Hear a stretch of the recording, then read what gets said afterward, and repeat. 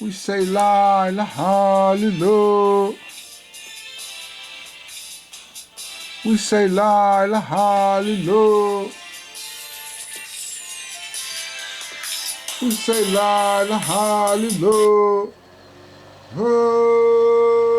Allahu Akbar.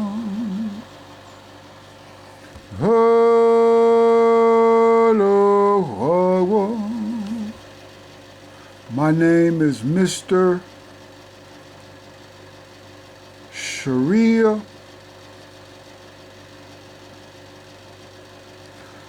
This is an association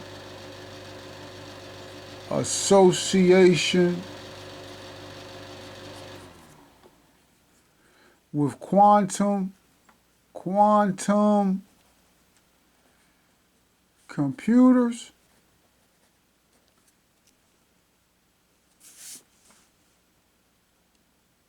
From quantum computers, we have something called Dr.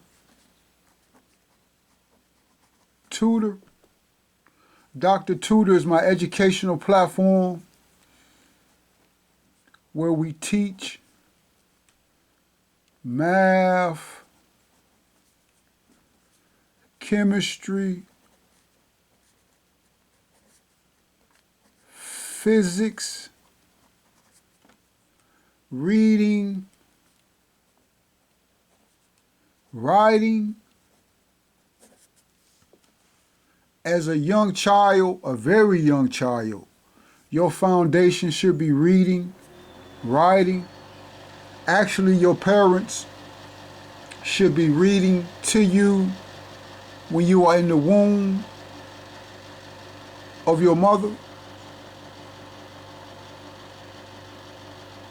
So again, Dr. Tutor is my educational platform where we teach math, chemistry, physics, reading and writing. But we stress once the foundation of just reading and writing has been established, we just talking about like basic numbers and the alphabet or the ABCs. And also understand that when you're talking about a child, it's like soil when you're going to plant some type of produce. Like what type of soil are you going to use to get that plant to grow? So that's the same thing. We, because of our mindset, again, from chattel slavery, we might be trapped in how we think, one-dimensional. Again, that talks about our reparations. Always understand reparation comes from God for what these devils have done to us with chattel slavery. But if you put a price on it, and we talk about compensation in that devil world, our reparations, we have been destroyed mentally. So we think one-dimensional. Again, the number line. The number line is one of your mathematical tools. Number line to pick yourself up from slavery.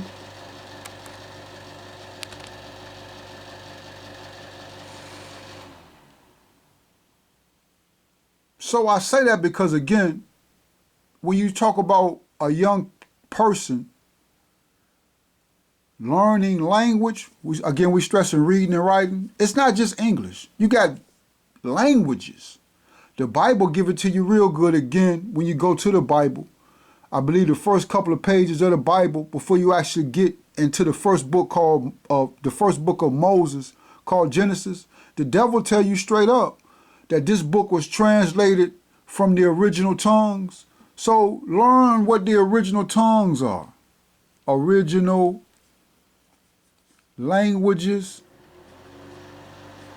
What are the original languages? And then from the original languages, you begin to educate your child how to read and write with those languages. It's just getting the book. I think that's real beautiful. But it's Dr. Tutor. And from Dr. Tutor, we stress something called math, analysis, math, analysis, math so difficult. It make life easy. Again, this is so revolutionary. It's really it's just real beautiful. The power of God. But most people don't believe in God. It's only a few people. Okay. So seek ye first the kingdom of God and all of his righteousness. Seek ye first the kingdom of God and all of his righteousness. Okay, brothers and sisters, so once again we come to the microphone and we're going to speak to the people, and we're looking at concepts of atomic physics. And again, as we progress, and it's a separation from the devil, we're going to get our minds correct, and we're going to build something for ourselves.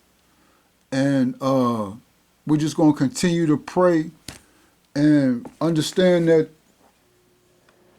you got Bible prophecies that are coming to pass. And so how do you protect yourself and just moving forward? It's 2025. You're talking about what, 2050? Then we're going to talk about 2100, right? Then you're talking about 2200. Then it's 2250. So these is progressions.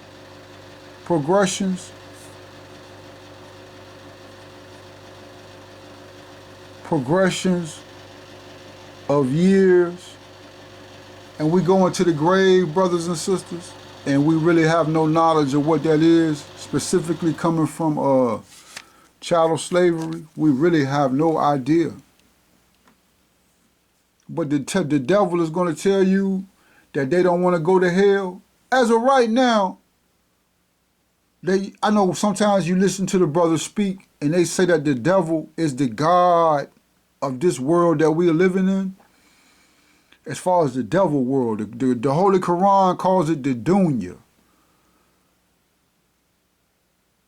Like your worldly, day-to-day activities. Always understand the book of Revelation says that there was a war in heaven, and the dragon and his angels fought against God. I'm going to say God and his angels, and the dragon lost and was cast down to the planet. So that casting of the dragon down to the planet, that's the world we're living in now. The McDonald's, the Burger Kings, the Toys R Us, the Walmarts, the stock market, the just the IMF, whatever you're speaking on in this devil world, that's the dunya. So the Caucasian is the God of that world. That's a devil world. God says that the wicked, the devil, is created for the day of evil to get you and your righteousness to go to hell with them. That's all this last 6,000 years has been. So I say all of that because what I want you to understand is that from chattel slavery, we don't have no knowledge.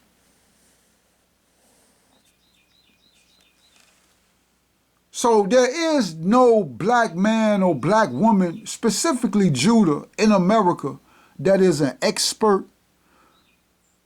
Only God can raise up someone from that type of horrific condition where they are now the guiding light, the expert.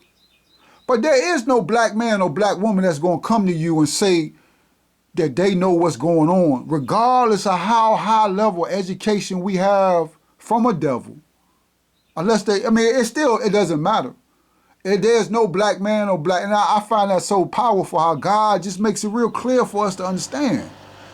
You're not going to go nowhere in black American history and find someone that has knowledge only from God.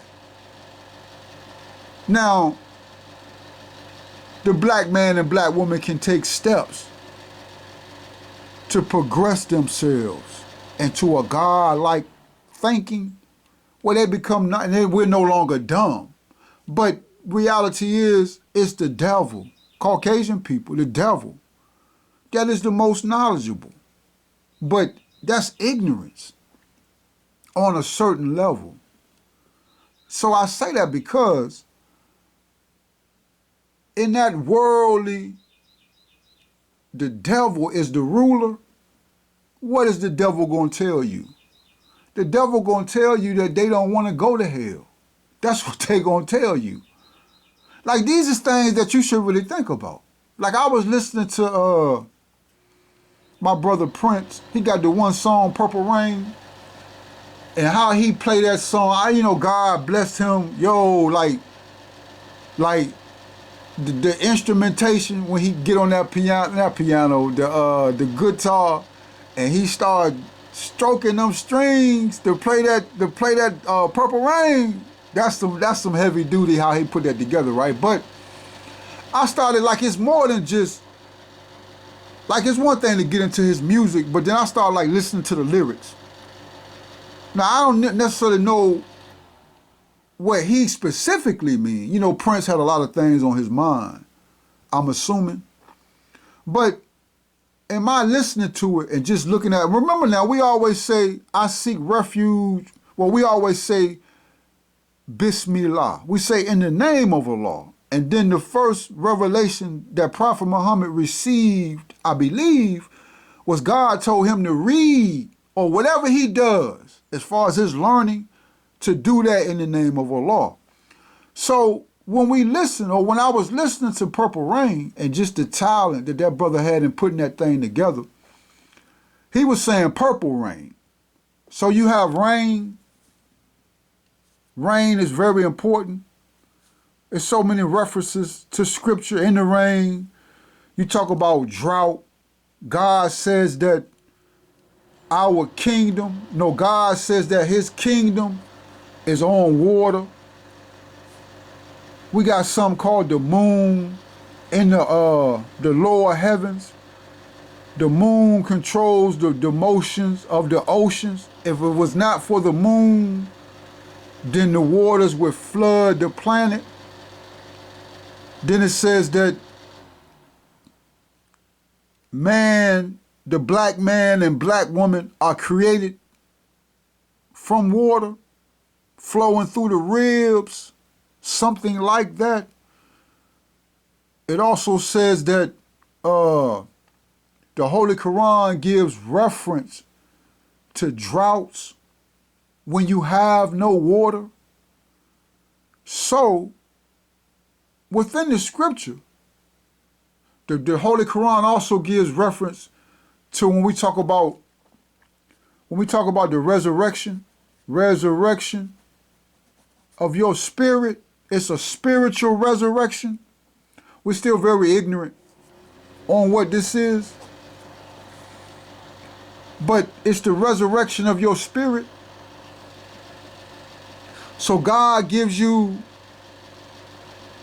a look into the unseen, what we don't know, where it's just faith, where he says that it's a dead land, everything has shriveled up and died, and then God sends down rainwater, and what you saw that was dead is no longer dead. The rainwater gives it life.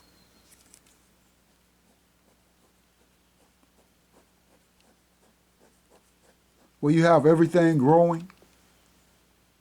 So in that context, and studying scripture, and listening to this song, Purple Rain, and purple, the color purple, the color purple is not a crazy color. Correct. Now we're not talking about the spiritual, not the spiritual, the scripture importance of purple. I think purple is a what is it? Old gold royal. I think purple is like a color of royalty. I think lavender is a plant. When you talk about Kemet, lavender I think is a purple type of plant. So purple is a color that you will find in nature where it's not strange. It wouldn't be strange. So I just was thinking like, God could have, because, God can do whatever he want to do now. The phenomenon of the creation. Always understand we start with the first verse in the book of Revelations. In the beginning, God created the heaven and the earth. That's God. That's Almighty Allah. So in that context, what if the rain was purple? Right? I mean, like we got rainbows, we got peacocks, we got rhinoceros. We got some very beautiful, we got lions, right? We got some very beautiful types of creation. Even when you do talk about the ocean, like you got whales, and then you just got so much phenomenon in our creation. Where God could have made the rain purple, right? Like he could have kept the ocean how it was. Like God can do whatever he want to do. But that purple rain, right? It was just when I seen that, it was just, powerful, the power of God. Now God do say don't wonder, right? So, vain imaginations. So we also have to look at that too and put it in its correct perspective. So that's the kingdom of God. God's beneficence. Okay. So in this devil world, this is a devil world. The devil is the most knowledgeable. That's why you have to seek the kingdom of God to get up out of that wickedness. You understand? Where you can God will guide you to your paradise. Because again, we go into the grave. And so that's just something, that's something that's supposed to be beautiful. Okay. So what we want to do, brothers and sisters, I'm a freestyle a couple of things to get it going. I'm not going to speak too much. It's so much to talk about. But I again want to focus on math because I want to say just getting money. We talking about trillions of dollars. And so everything is wide open. And, again, from chattel slavery, we don't really know. But it's a building process. And so it's just real powerful. Okay, so what we want to first do, let's focus on what it is. What it is math analysis. That's what it is. It's math analysis. This is it. And again, we do have a curriculum for your young person or your young people. So again, contact Mr. Sharia, Research, Publishing Media. Research,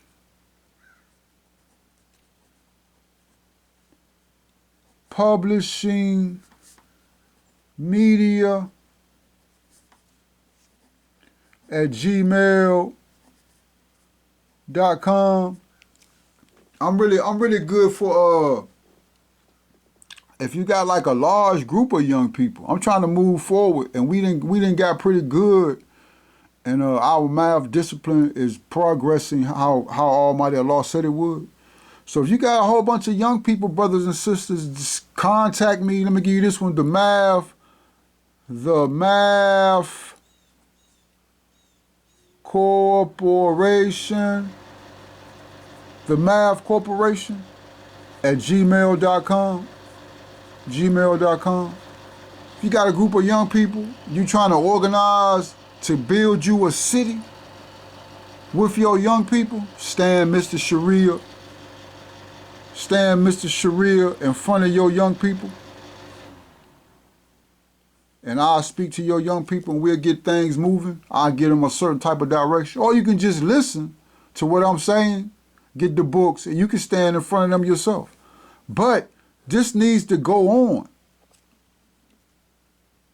As we progress ourselves, we need to progress our children. You cannot let, who's going to teach your child? Okay, so you send your child to a black college. What do you mean them professors at that college have not had chattel slavery? And the whole hypocrisy in that is that, well now, if you're talking about math and science, no matter what college you go to, but we specifically talking about black colleges, they're going to be black, but they're going to be like Arabian or Chinese. They ain't going to be black. They ain't going to be Judah. So like the hustle is that, like, what are you thinking about? Like, who is going, if you, I'm saying if you not doing it, you the parent.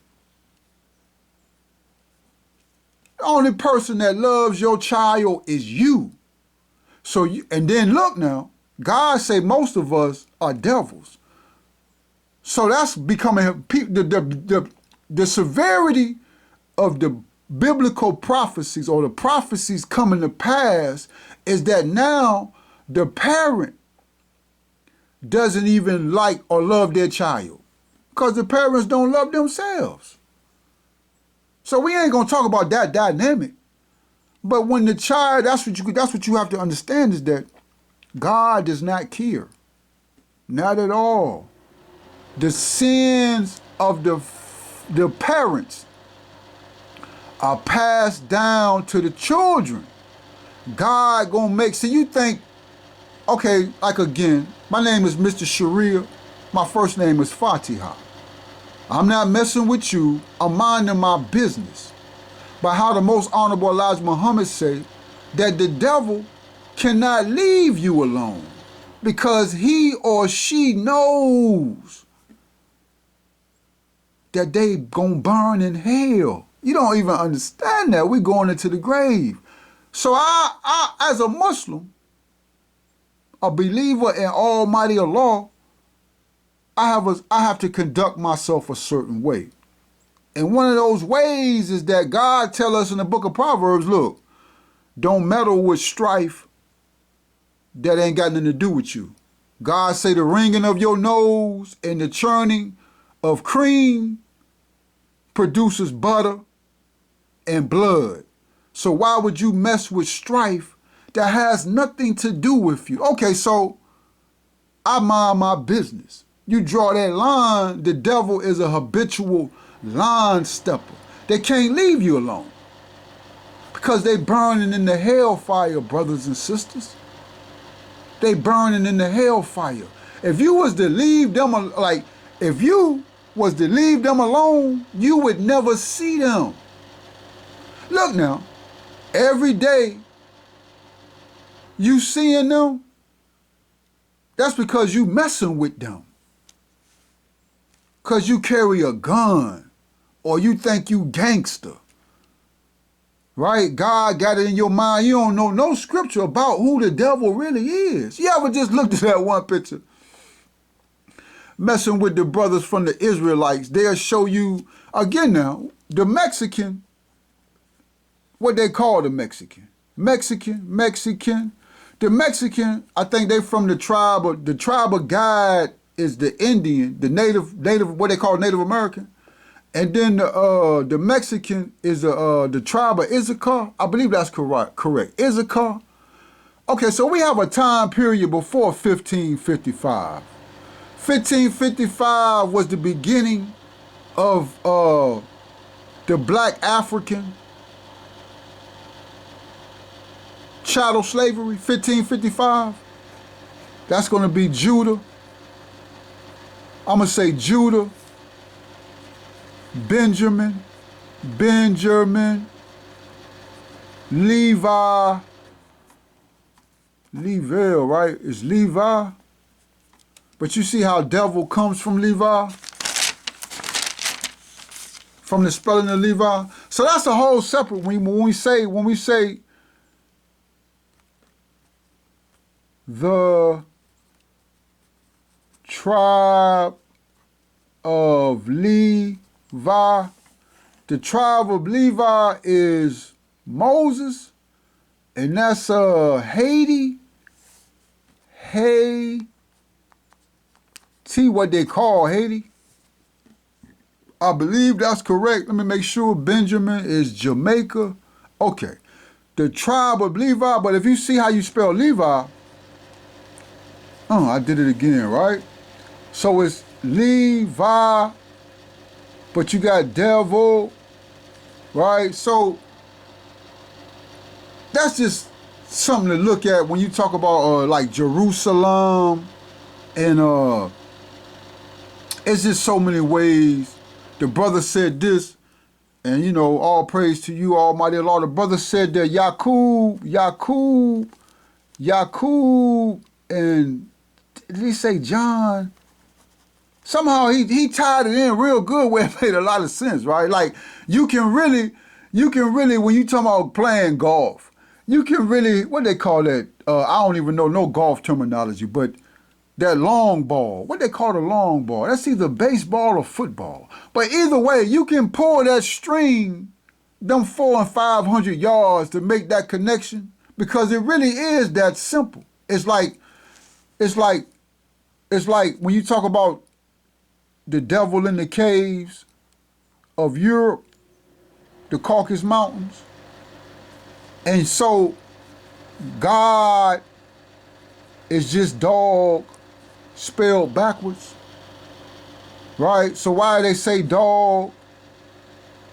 Because when you're making your prayers, when you're making your sujood or your rak'ahs, right, that's sort of like a dog.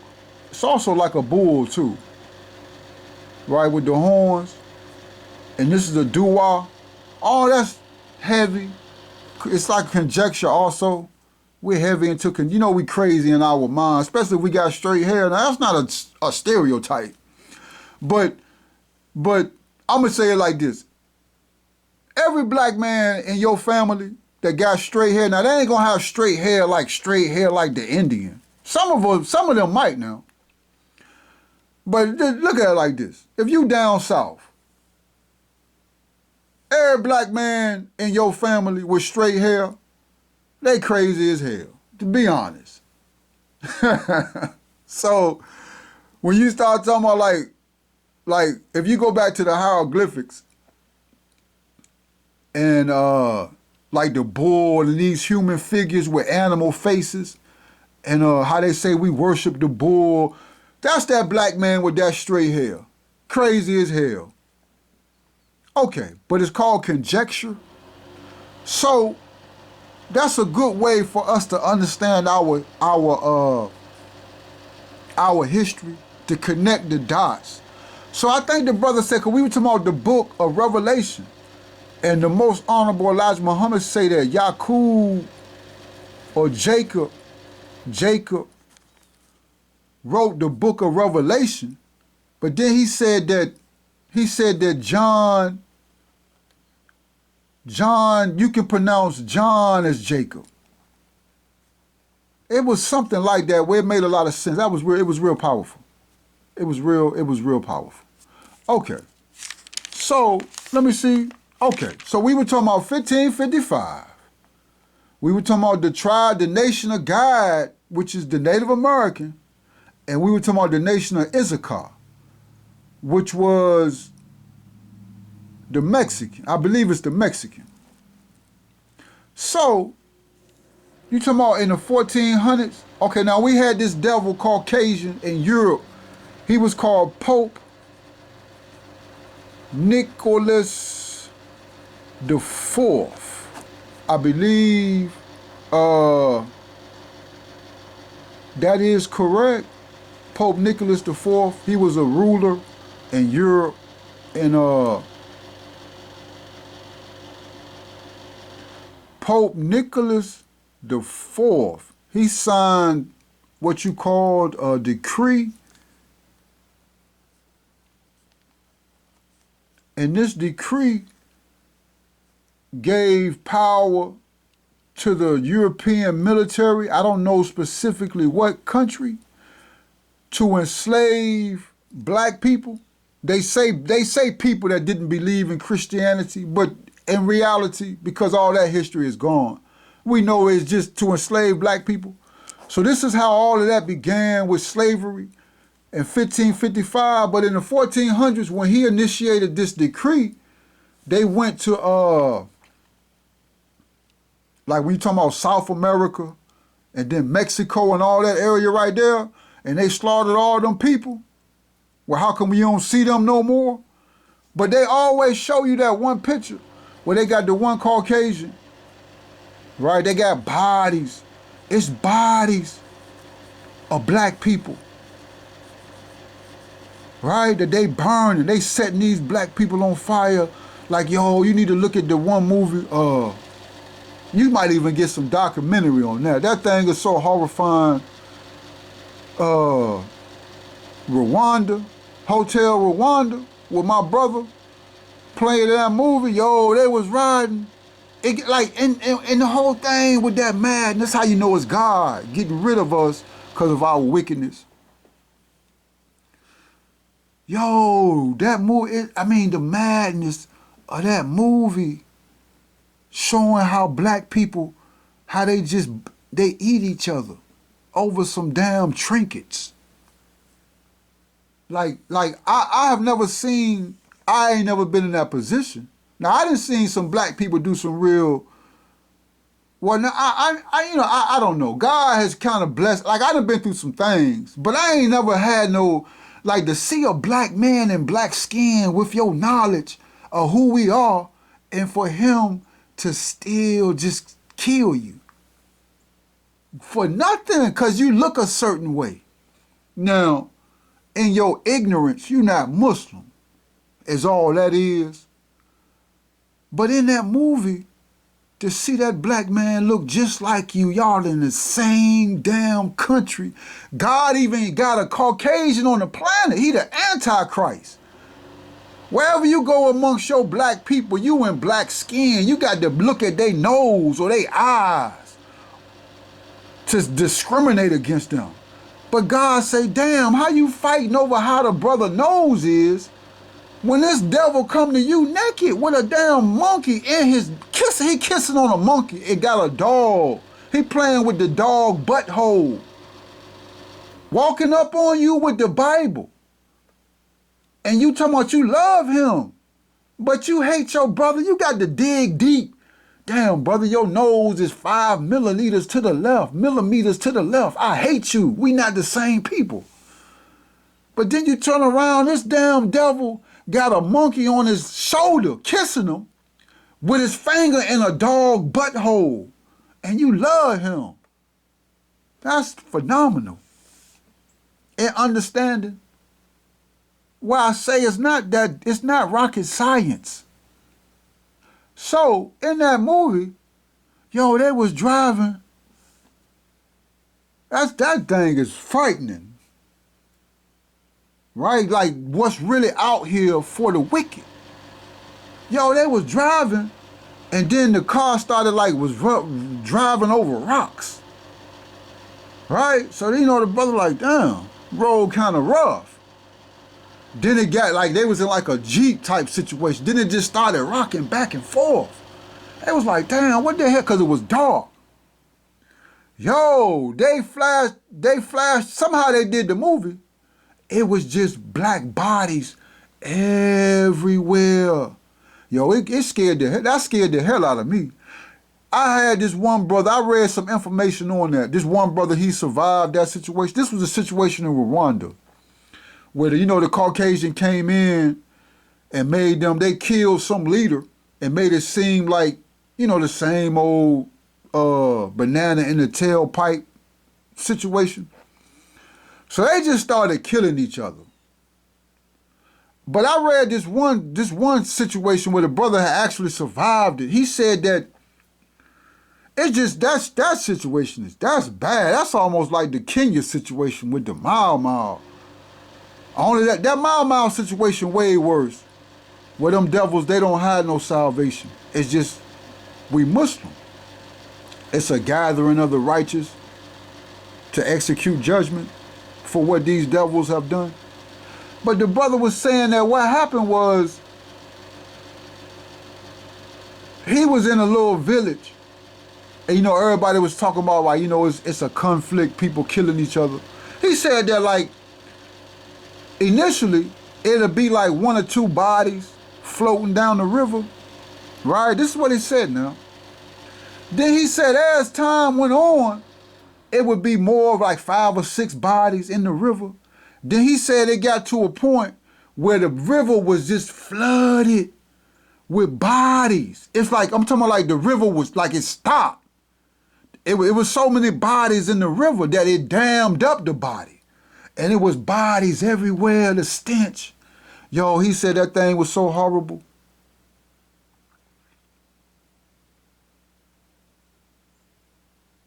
So this is what time it is when we say that. Well, where is the Mexican in North America? Where are they? Where they killed? And my whole point, what I was saying with the bodies, right, is that so. Look now. I remember Brother Khalid, right? Dr. Khalid Muhammad. He used to talk about. Now again, we in black skin, so we ain't crazy, and we are governed by God. But Dr. Khalid Muhammad say, look, forget about all these devils, from the child to the Caucasian male, just let all that go. And they used to give an uproar and all such as like it just the hypocrisy is real crazy. But in this one picture, they always show you. You can get this on the internet. They got the bodies of the black adults, male and female, that they done killed, setting on fire. Then they got the other Caucasian with the helmet. He got the little baby child. It's a little infant. What he doing? Smashing them against the tree. So Susie Beth and Karen McSmith and John Hawkins, the liberal, the homosexual, when they get out in 2025 and they talk about anything, what about this right here? Like, what about that? No, the Caucasians say we gangster. That make us gangster. To take this little child, black skin, the nation of Issachar, and just smash him up against the tree, bash his head in. So, but God said, well, I don't know, right? Gentrification.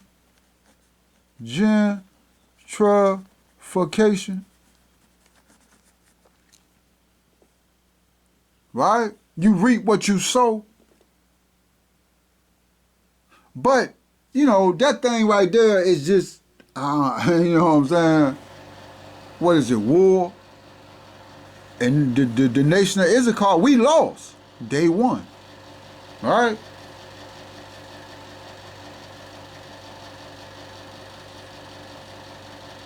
Okay. Okay.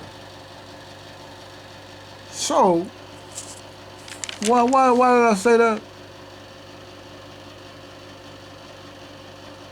I have no reason why I said that. Just to keep us focused on what we should be doing, what we should be learning. So, math analysis.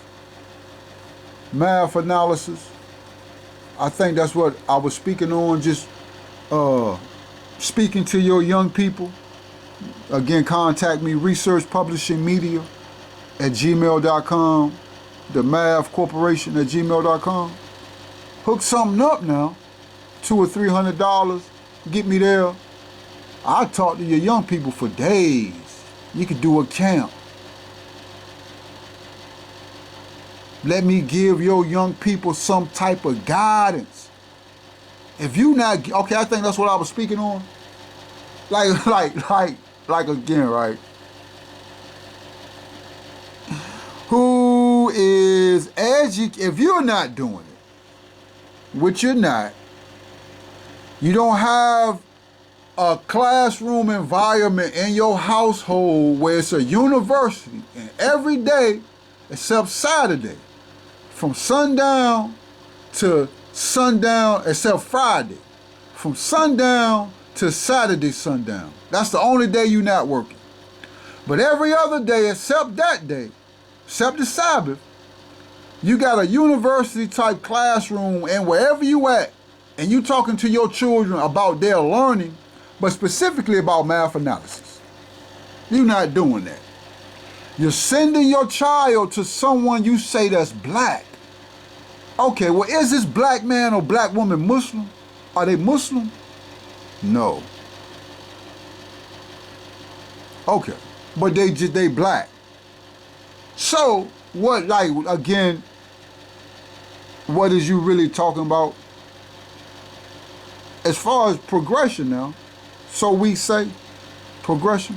So that's Mr. Sharia, and again, we're Zoom available. Okay, so we're still in this type of freestyle situation. So what we want to talk about again now? Math analysis. Okay, so we talk about variables.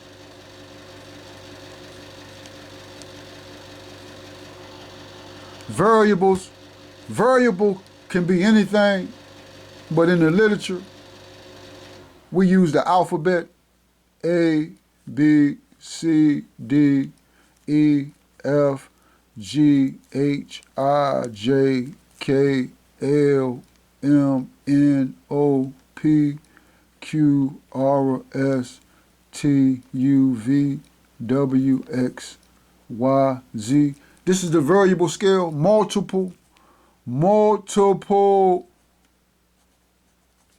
variable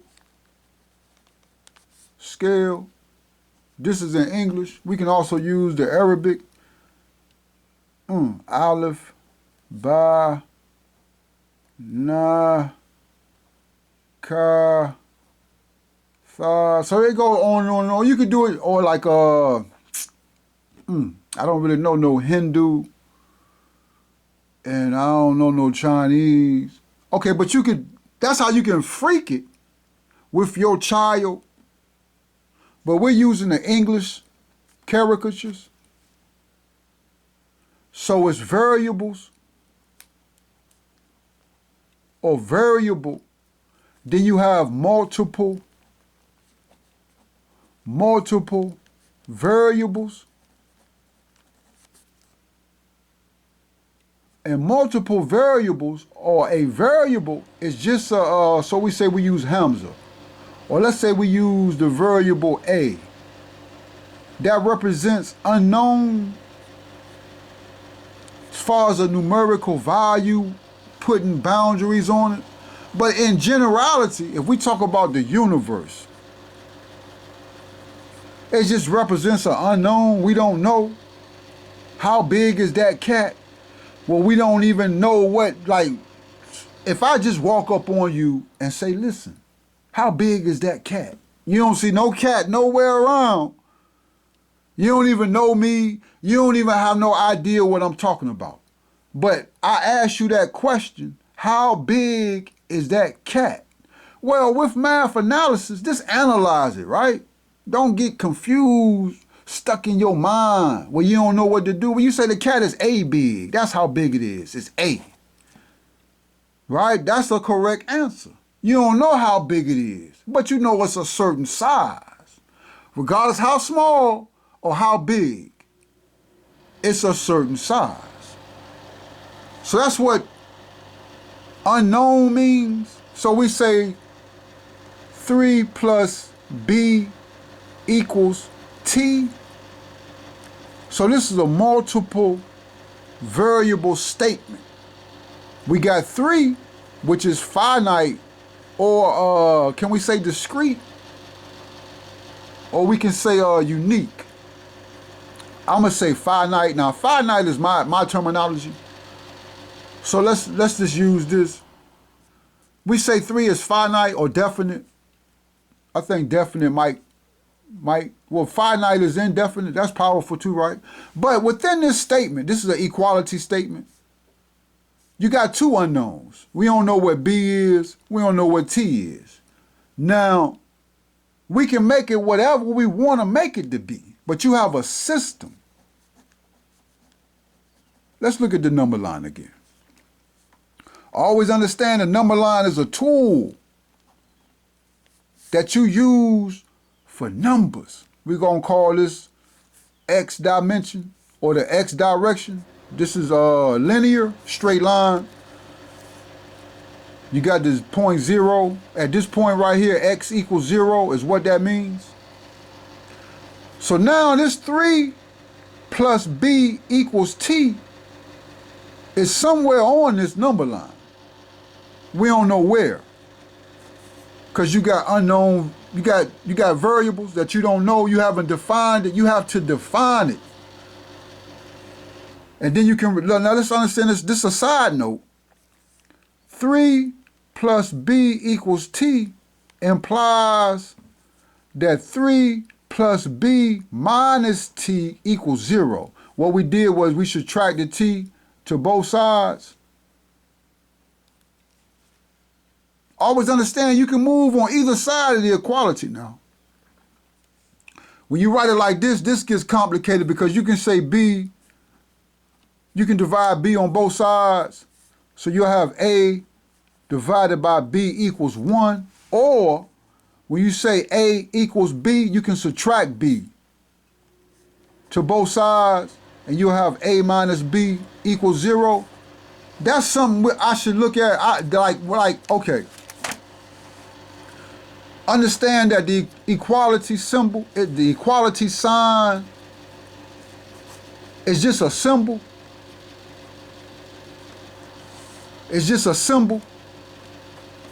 So when we start talking about symbols, like the integral symbol, or like again, when you look at the ruler from Kemet, they have a ruler where it's just symbols. Always understand now, 1, 2, 3, such and such and such, and A, B, C, those are just symbols. But it's easy script to write. So when you have a equality equals C, it's this equality sign. How was that derived? You understand? So when you start talking about symbols, you're talking about the origin of a thing. And that's where you want to really begin. And that's just studying. Like what I'm saying is that, so let's look at it like this. When we say 1 plus 1 equals 2, now you got to define all of that. We kind of high up. Now if you're talking about like 1 apple plus 1 apple, now you got 2 apples, right? So you can define it like that. But it's just a study. What does study really mean? Let's look at this word right quick. Let's break this word down because this is important. I'm going to say why this is important first. Because like, if you just look at something, like, okay, let's go back to the equality symbol. If you just look at that, just study it. Like, just look at it. God will give you revelation on what this is. Like, look, it's 2 parallel lines. So when they said equality, you talking about vectors. Brothers and sisters was not in caves, brother and sister. You just talking about 2 vectors. Vectors is like a vector gives direction with how would I say that? It gives direction, like it gives you a direction. Okay, so how would I say that? Yeah, let's clear that up. Hold on 1 second, brothers and sisters. A'udhu billahi minash shayatina rajim. Bismillah. Rahman. Rahim. We're going to say a vector gives direction and what? A vector gives direction and what? I'm going to make this make sense now. It might be force, but I want to make sure. Again, now we talking about the study, what study means and how this works. Because we think that when you look at something that just don't, it's not glitter, like water. Like water has, actually, well, water does have a good, okay, a magnitude, direction and magnitude. Okay, that's what a vector is? Okay, yeah, okay, yeah, okay. That's important because magnitude, again, we like explosions. It's not just explosions, but it's force. Always understand we up from slavery, right? And when NATO said that we was gonna put these military bases next to the Russian border, President Putin said, no, you're not, because he had a certain amount of magnitude, right? That's a vector. He had a certain amount of magnitude, and he went to the west of his border and to the Ukraine, and he started getting busy with them devils, right? So a vector is like, so okay, say you got speed. Speed is just 55 miles. I don't know. Let me make sure I got to get all this correct. Let me just, before I just jump out there like that, right? Let's get that correct right quick, just so we understand.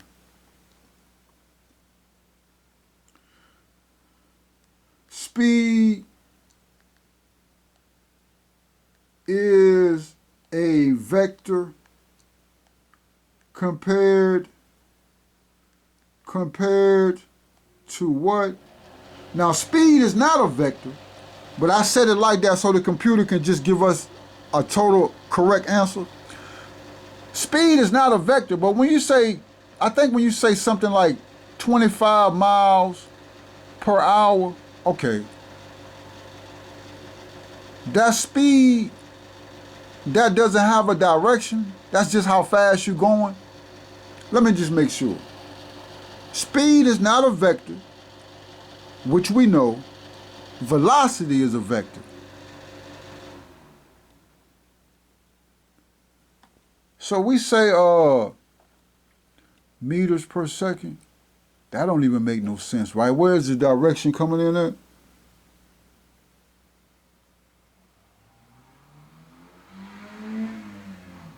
Okay, it say speed is 25 miles. Okay, so we got that correct.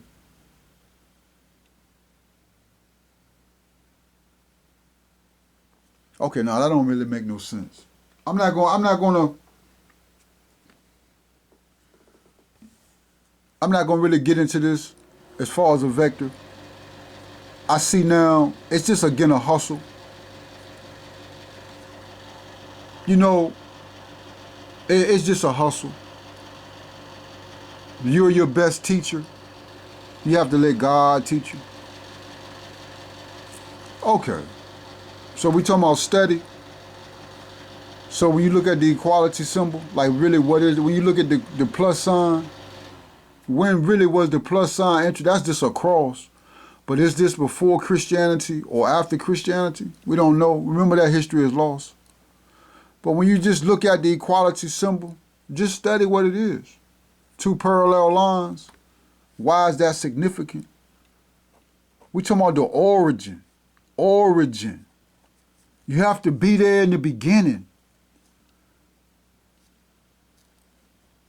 They just coming in the 1800s.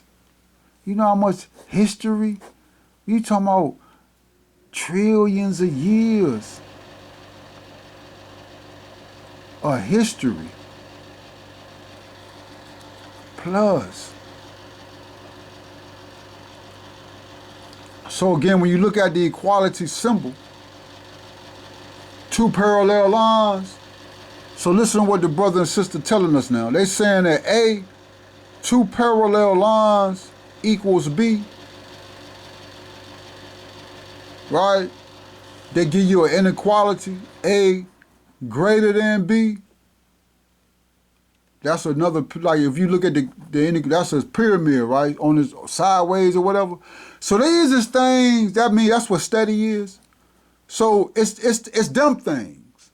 It's not the integral from A to B, f of x. Then you say cosine negative 1x.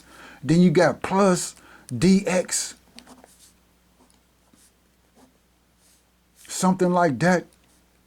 Like, yeah, you want to study that. But you done already missed the foundation. But then do you have the time? That's why when you start, it's significant. Right, that goes back to God and just paradise and God blessing you. But let's understand, let's see where this word comes from. Study. Let's see if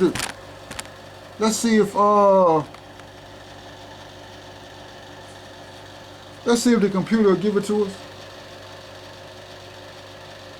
Where does the word study originate?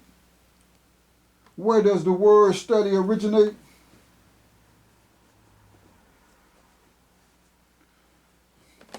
Hold on one second, brothers and sisters. Where does the word study originate?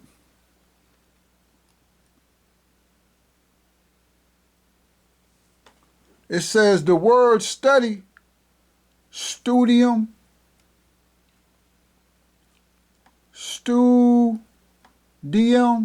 comes from Latin. We're going to get this correct first. Is it Latin, then Greek?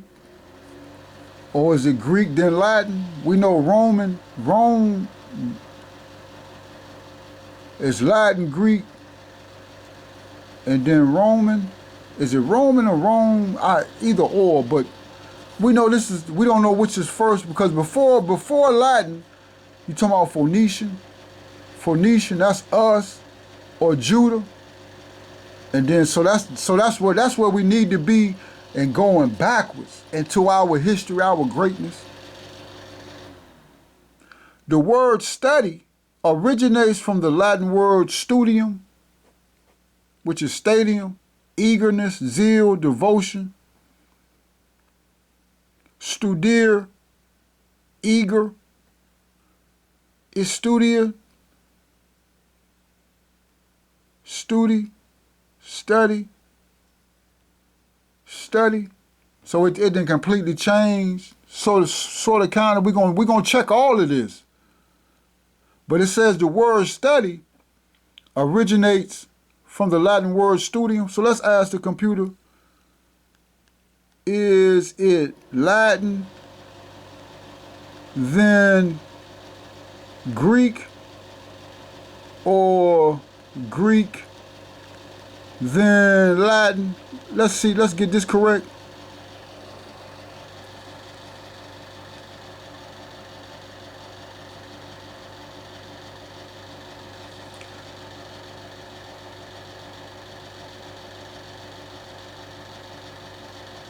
Okay, sometimes you got to really be specific. Let me see something. I asked it really incorrectly. Let me ask it like this. Does Greek come from Latin, or Latin from Greek?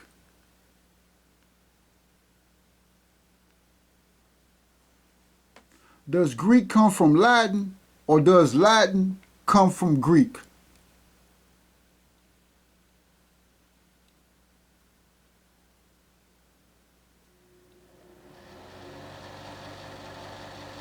Greek and Latin are distinct languages with different origins.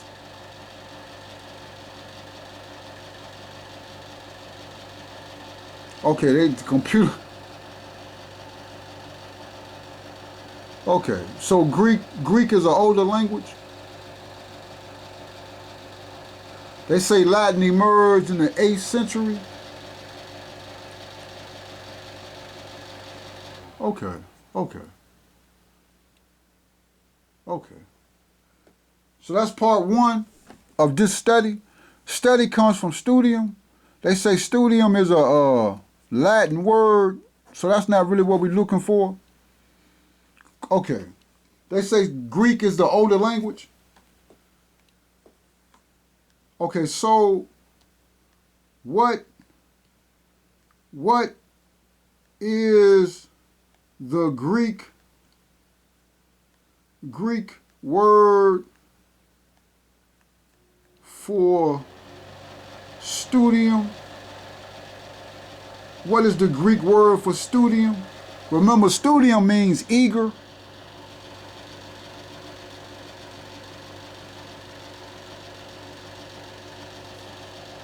Hold on, let me go back and see. Let me make sure. Let me see something.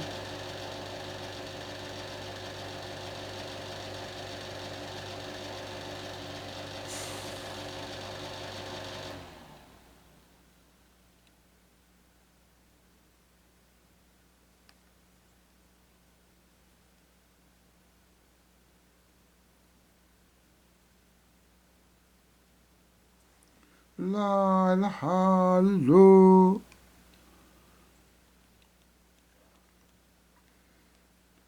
The word study originates from the Latin word studium,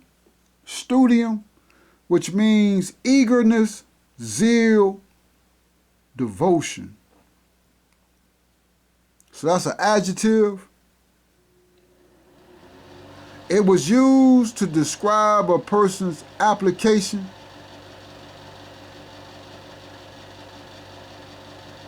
Okay, so it's an adjective used in the environment of educational learning. So let's look at what it says, the Greek. So what is the Greek word for studium?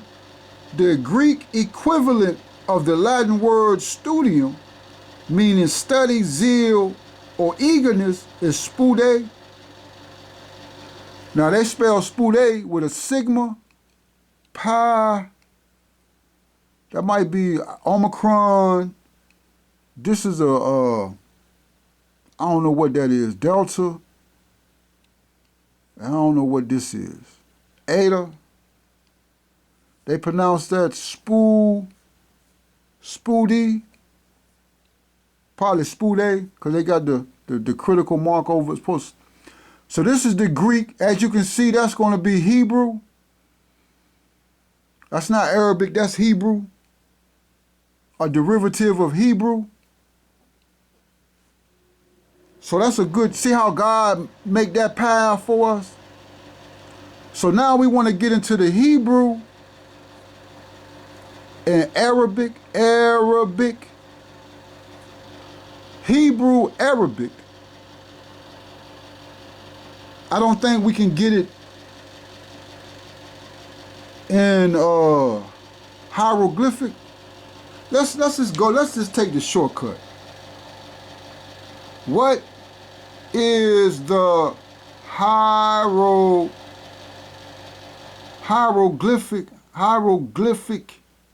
What is the hieroglyphic of,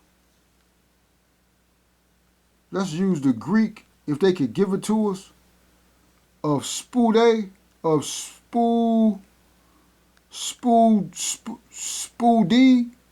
Is that spudi or spude? I don't know. That's going to be spudi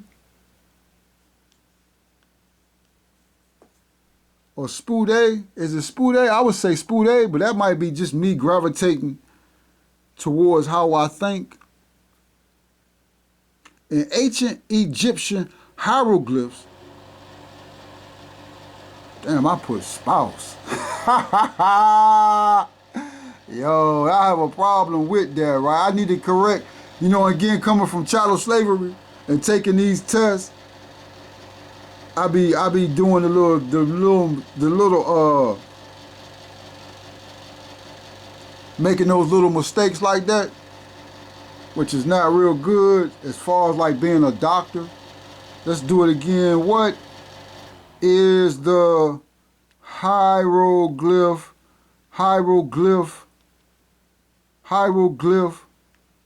for the Greek word spool, spoody.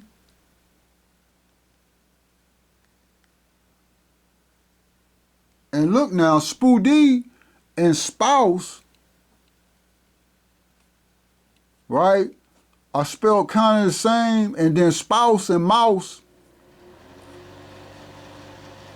are spelled kind of the same.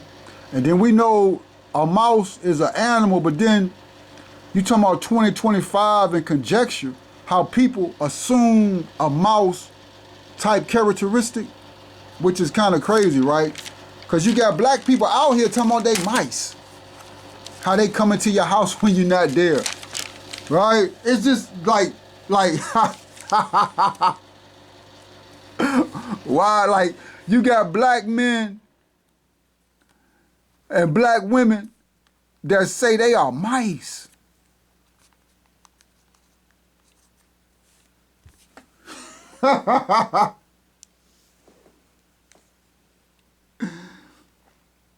Okay. What is the hieroglyph for the Greek word spoody? Spude? There is no direct hieroglyph for the Greek word spude. You see how that's, I mean, well, the computer's not lying. They just don't have that information. As hieroglyphs are part of the ancient Egyptian writing system and were not designed to represent Greek words or concepts. However, if we wanted to approximate the meaning of spude in ancient Egyptian, we would need to identify Egypt. Okay. Then they give you some Egyptian words. So let me say it like this. Where did the Greek word spude originate from? Let's ask it that. And while we were digest, meaning perseverance or effort, sidjem, meaning to hear or to listen. So the computer could just give us anything then, right? Wherever they're getting that data from. So we got it on Greek. We got the Greek word now. For study, sigma pi, that might be omicron, that might be mu, that's a delta, and this is an eta. That means spude or eager, a zeal, a yearn. I ain't gonna say yearning, but I'm getting that feeling. The Holy Quran has a chapter where it talks about those who yearn. That's powerful too, right? But it's spude. Okay, let's see what the computer says, where the word originates from. The Greek word spude originates from ancient Greek. Okay, so now we got Greek. Then we got ancient Greek. You see how beautiful this thing is? Ancient Greek. Okay, they call ancient Greek Proto-Indo-European.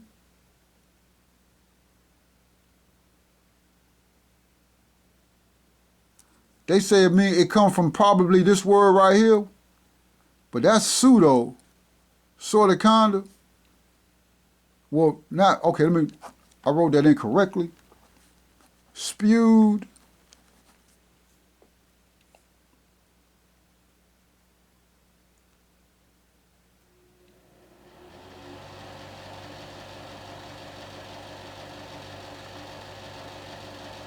Okay, so just right off the top, I don't think, like, this is a devil world. This is the dunya.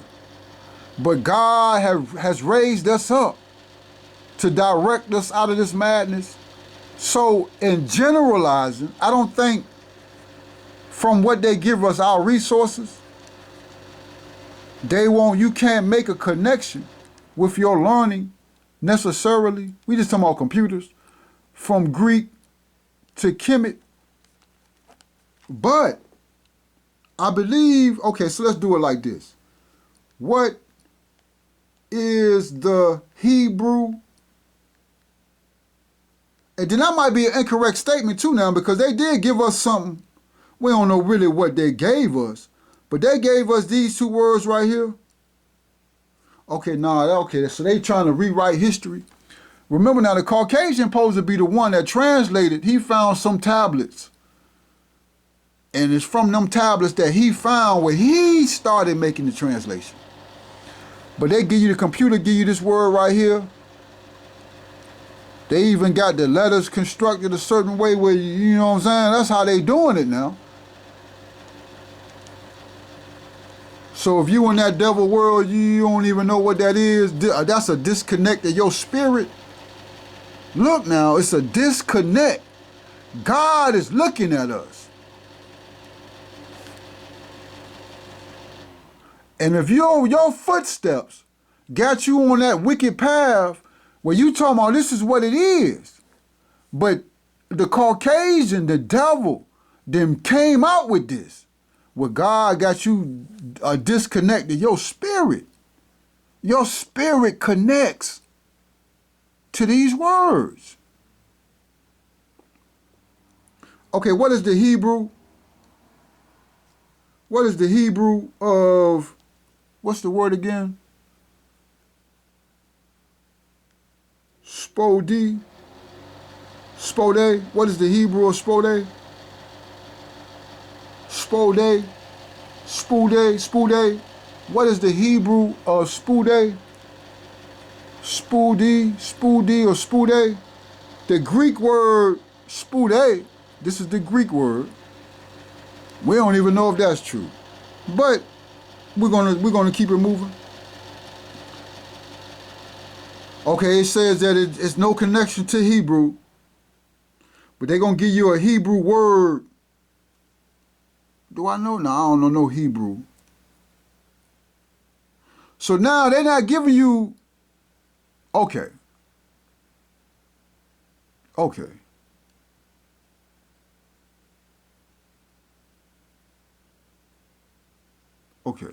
So we got two languages now. We're gonna leave the Latin alone for a minute. We got two languages. We got Greek, the Greek language. Now we got the Hebrew language. Now the Greek language was initiated by black people for Caucasian people to speak. Caucasian people to speak. Now you had Caucasian people in this European area that learned the black language, right? But I'm saying just initially, the Greek language was created for Caucasian people to speak. Now that's a whole lot of, I'm seeing a whole lot of contradiction, thundering and lightning in my mind, where we can clean that up and get that more correct. But that's just a generalizing for right now. But I'm gonna say the Hebrew language is a straight black language for spoken by black people. Okay. So it's the Greek language, but then you got Hebrew. Now, what the computer is saying that the origin of spude, which we now use the word study, we don't even know if that's true, because the word study, well, we're going to look at it, but it could come from Hebrew, and then we're going to go to Arabic, and then we're going to see what's going on. But the word study could come from that, either one of them languages. So it's Greek. Now we're looking at the Hebrew, and they give you, what they're doing is they say that the Greek meaning of spude is a eager,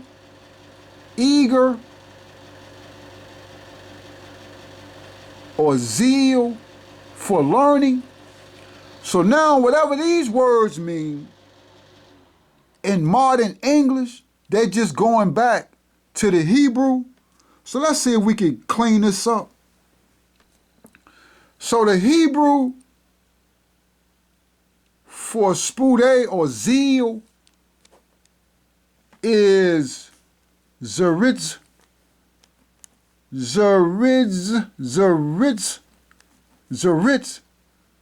Now that's again, I don't know no Hebrew. It got a little Samaritan feel to it, Indian feel to it.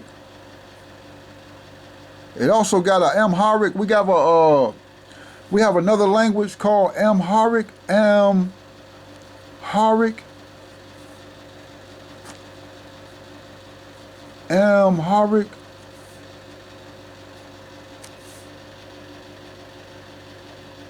This is the Hebrew. Let me just see something for a second. Ethiopian language. Amharic.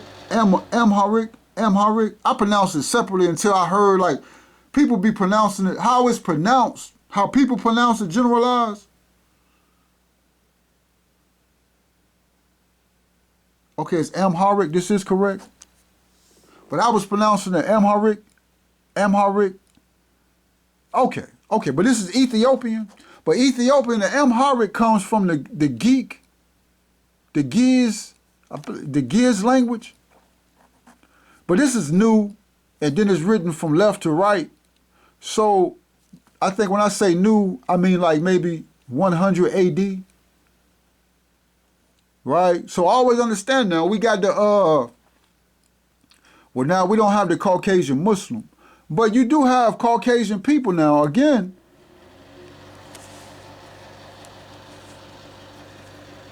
If you have the pyramids,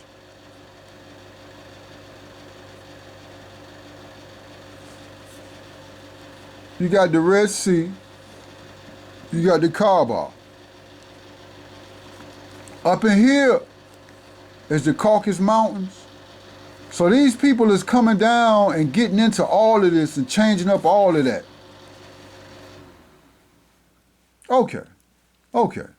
But let's stay focused. Let's go back to, okay, we talking about the word study. We're looking at the origin of the word study. We got the Greek origin.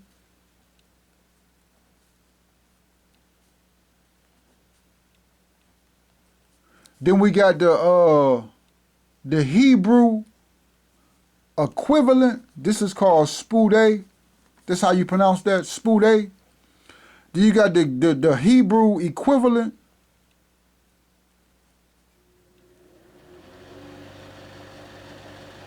And this is like Amharic. But Amharic is not antiquity. But this right here is Hebrew. Zerizut.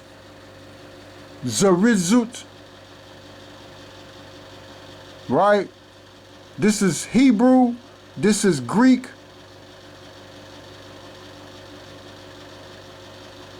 Let's see if they give us the Amharic. Okay, this is the Amharic. I'm going to put an asterisk by this because this is newer. This is a black language, though. I just want to show you how closely related.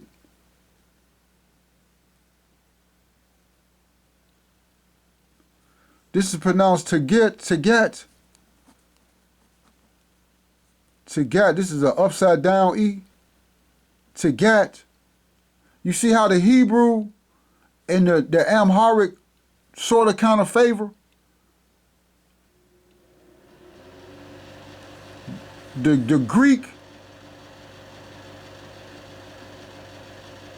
The Greek is more hieroglyphic. Yeah, because you're talking about the flow of the letters, how they connect. So let's do this, right? Let's do Arabic. Hold on one second. What is the Arabic of Spude? What is the Arabic of Spude?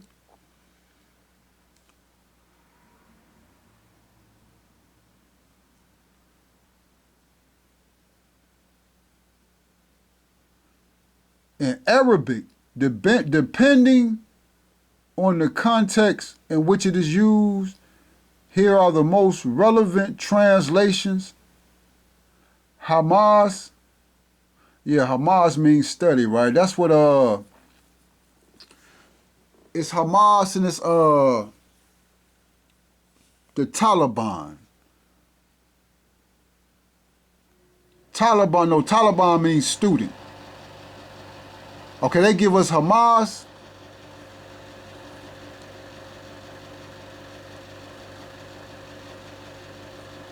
Hamas means zeal. Hamas is tahad,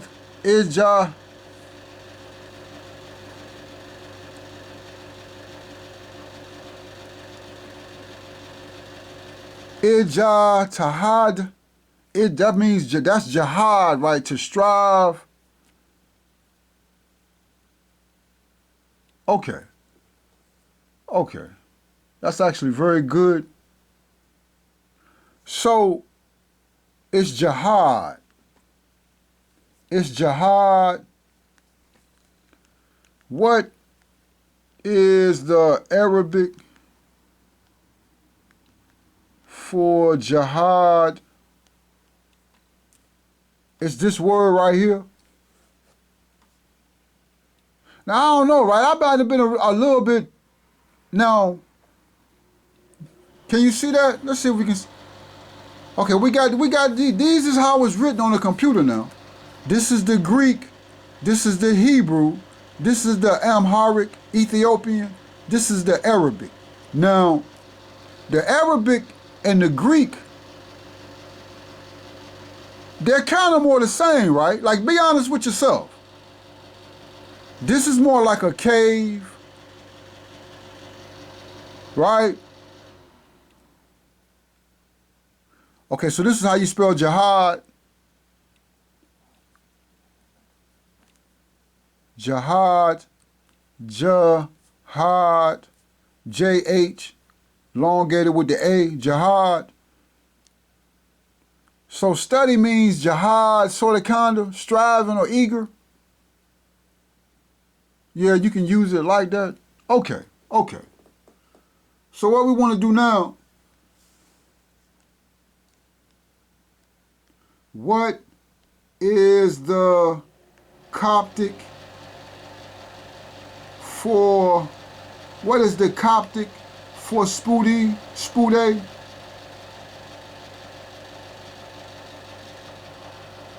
What is the Coptic for Spude? Let me ask you this. Is it Spoo D or Spoo Day? Is it Spoody or Spooday?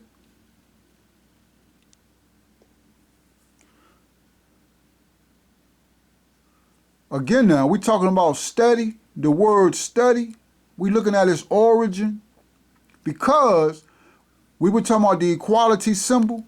And if you study, if you just look at it, like it's just redefining how you think what study means. Like we just normally think study means like memorization, but if you just look at it, what is God saying to you with this? Like why would they say that 1 + 3 = 4? Why would they use this symbol? Why would they use this symbol? So to get that spiritual connection with your ancestors, what they were doing. We are very disconnected. We are in a hellfire, what is called the dunya. How we're living. This is the dunya society. And we're up in here living, walking the streets. But it's a much bigger, it's people living all out here. But we're right in here.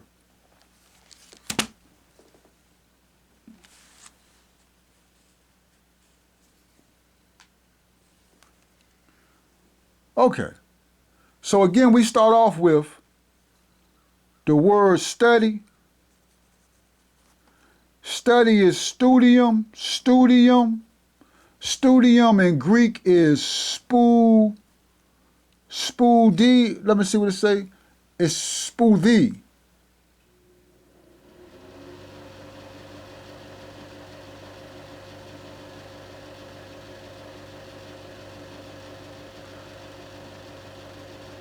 Okay, and he say ancient Greek is spoude.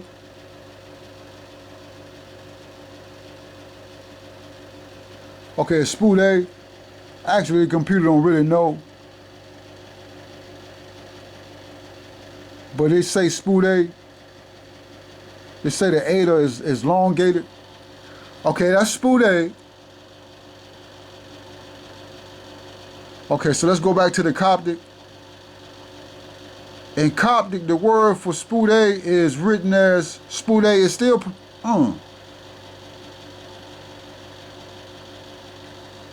Okay, so there is a direct. There's a direct connection between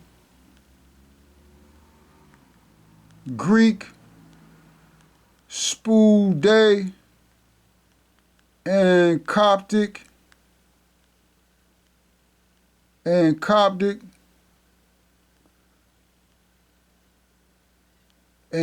word. They don't even tell you how to pronounce that, right? And Coptic word, I'm gonna say Coptic word given. So there's a direct connection between spoude and Coptic word given. Okay, this is what they say the Coptic word is. They give a C. I don't know what this symbol is.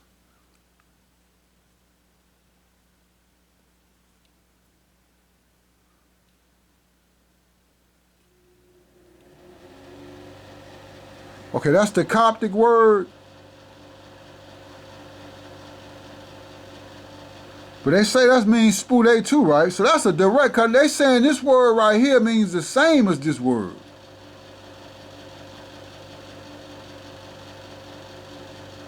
Now let's write.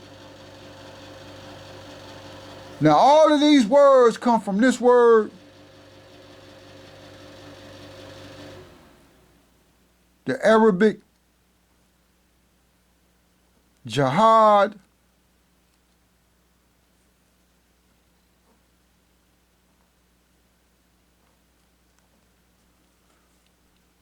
all of these words they're rewriting comes from this word jihad. Let's go back to let's write the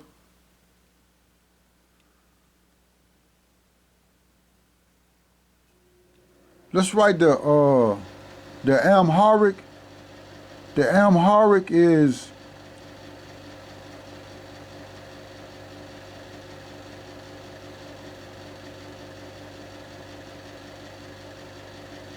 that's the Amharic. And then we had the Hebrew. Let's write the Hebrew.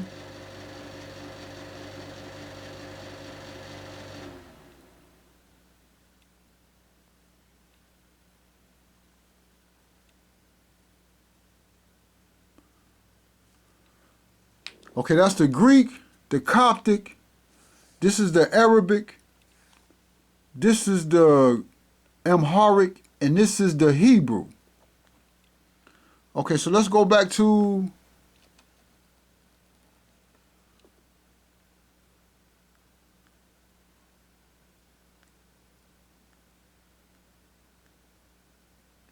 okay, so the question is is there a direct connection between Greek spoude and Coptic word given? Yes.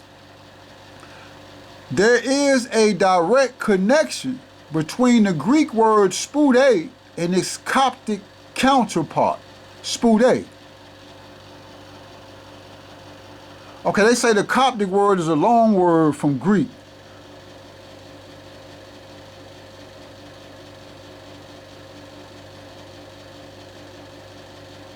Okay. So they say the Coptic, let's see what they say now.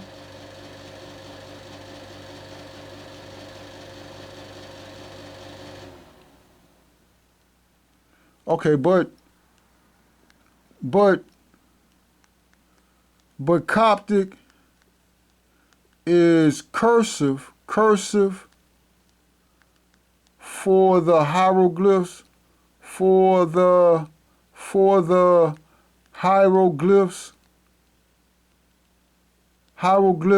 of Kemet. So how can it come from Greek? Let's ask it that right there. But Coptic, okay, so the computer is saying that the Coptic comes from the Greek. You're absolutely correct that Coptic is the final stage of the ancient Egyptian language, which originally used hieroglyphs for writing. Over time, hieratic, then demotic, eventually Coptic.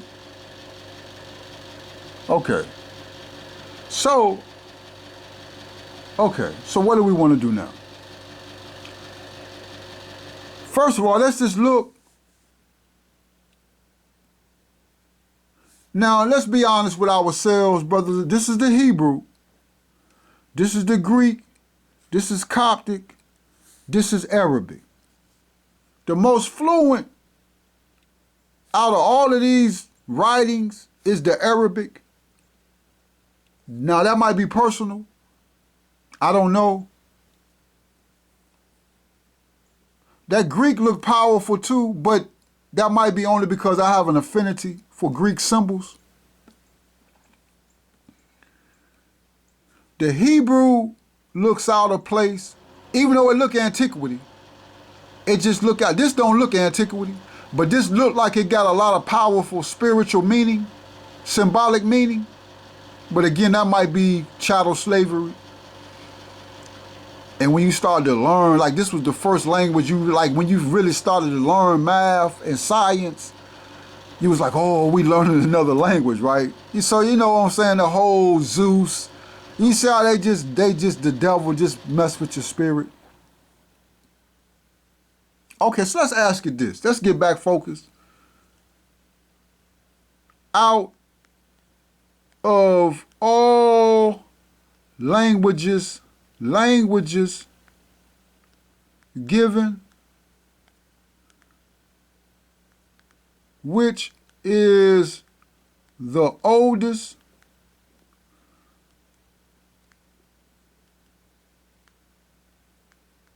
I'm going to say, what's that? Greek,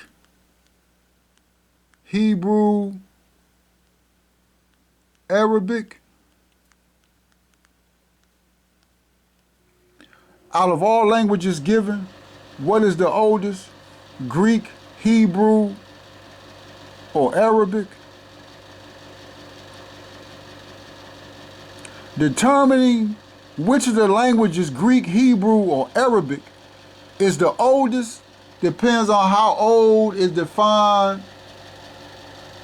Okay, so this earliest written records. Okay, it says that Greek, this is wild, right? They're saying Greek has the oldest written evidence dating back 1450 BCE.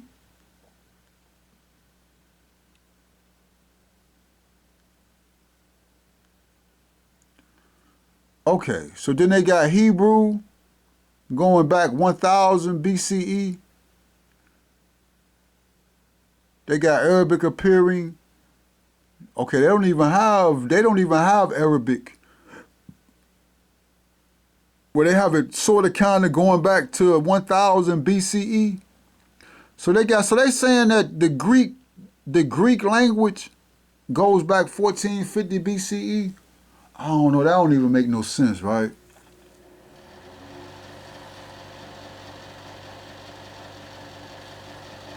I'm gonna say so the Coptic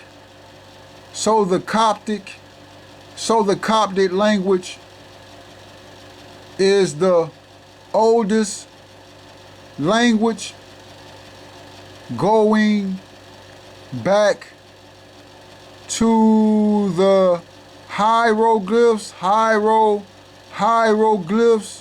and then I'm gonna say, what about ancient?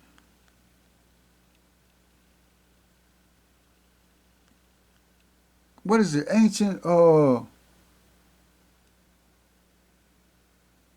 Ancient Commission Arabic.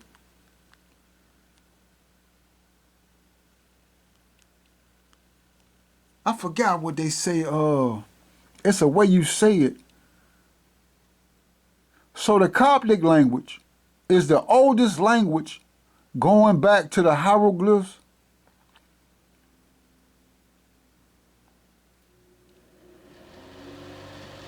Okay, so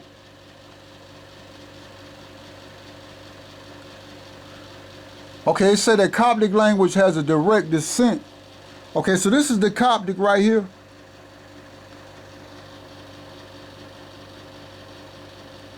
But we don't really know what these people giving us. Right? All of this, this doesn't look foreign. But this looks real foreign. As far as Caucasian people, the devil, that looks real foreign. This doesn't look foreign. This looks antiquity. I don't really know what this is. The Arabic, to get back focused. If you're talking about numbers, we're doing this right here. But this could be so now we're just talking about the Hebrew. And then this could be the Coptic. And this right here is foreign.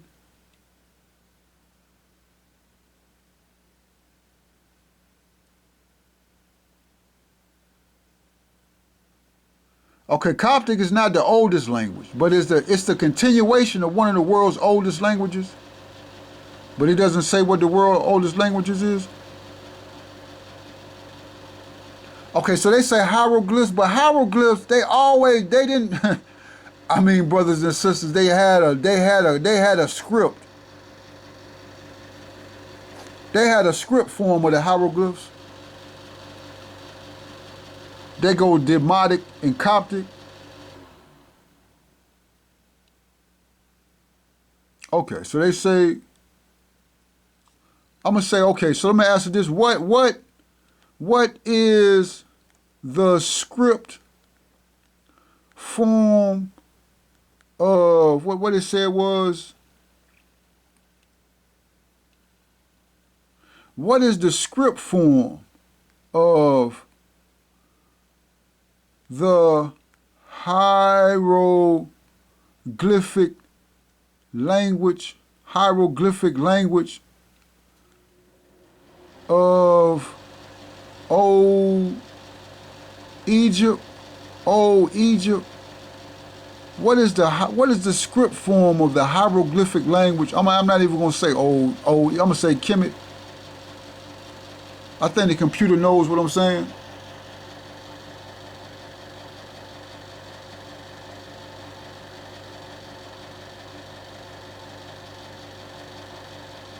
They say Arabic is unrelated to the ancient Egyptian language and only became prominent in Egypt after the Islamic conquest. But it is part of the Semitic branch of Afro-Asiatic languages. Okay, so they say Semitic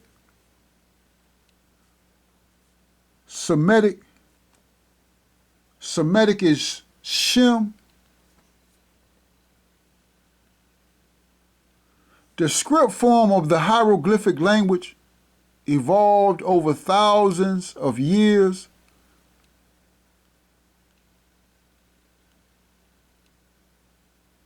They give you a Greek word, so we don't know, but they do know the Greek. So the Phoenicians, okay, so that's God and all of that. Okay. So they don't give you nothing black. Okay, no, let's get the computer straight.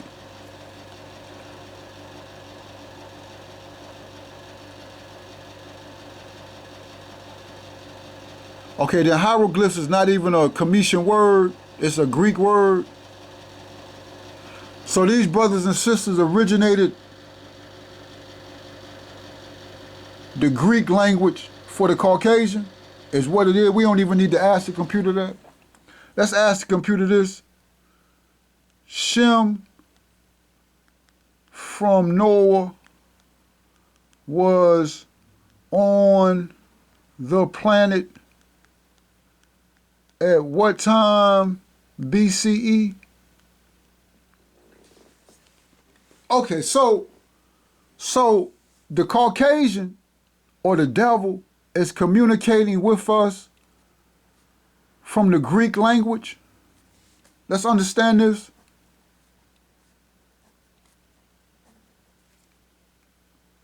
But the Greek language was originated from the Phoenicians.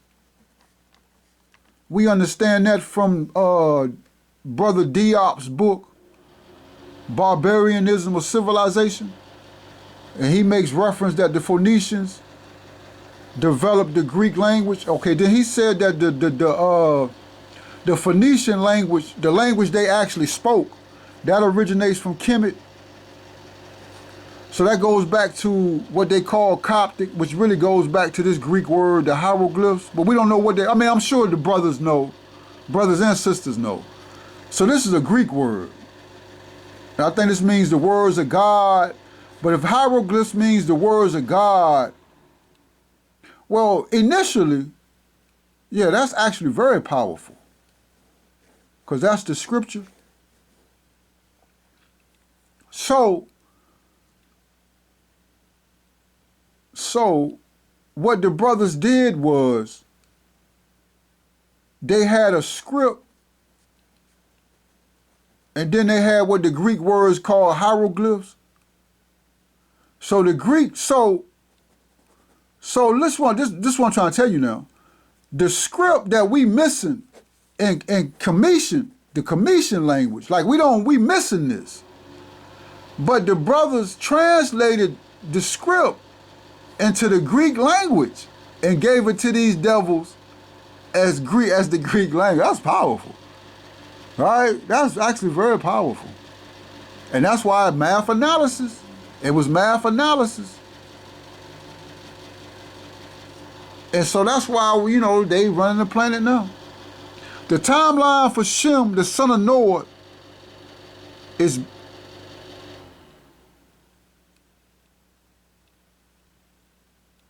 if we approach this using a literal biblical chronology, we can estimate when Shem might have lived and express that in before Common Era, what they call BCE. Based on literal reading of the genealogies in Genesis, many scholars using the Masoretic text, standard Hebrew text, date the flood to be 2348.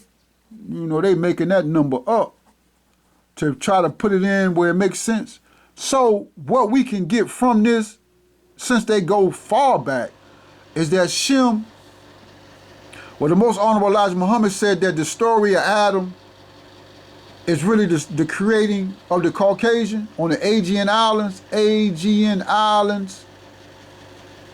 So that's 6,000 years. So what was we talking about? We was talking about Shem,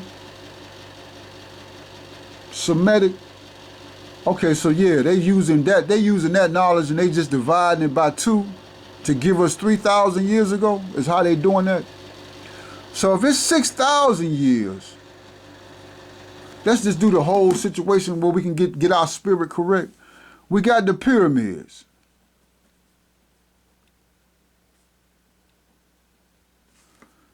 Then we got this structure right here called the Kaaba. The Kaaba is going to be probably the oldest structure in this area. Then you got Jerusalem and Palestine, all of that right here. You got the Caucasus Mountains up here. Then you got these islands right here. Remember, you got the cat on the ruler.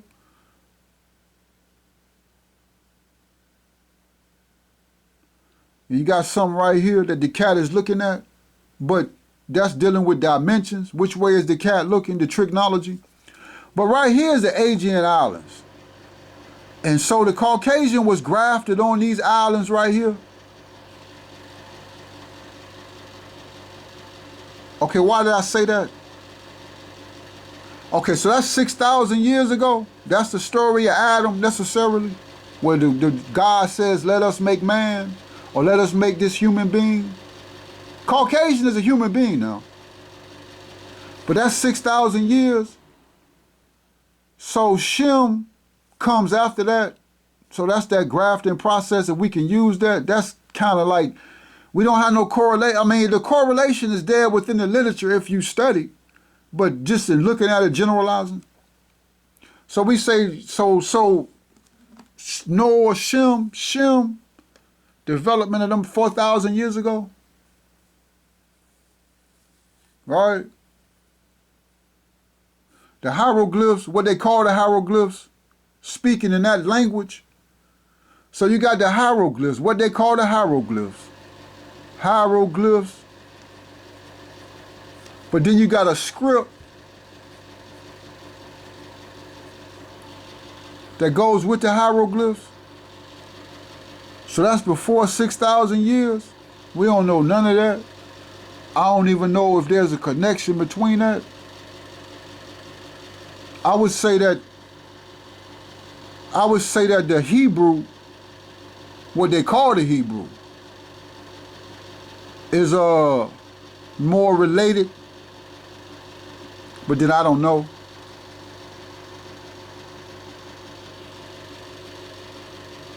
Okay.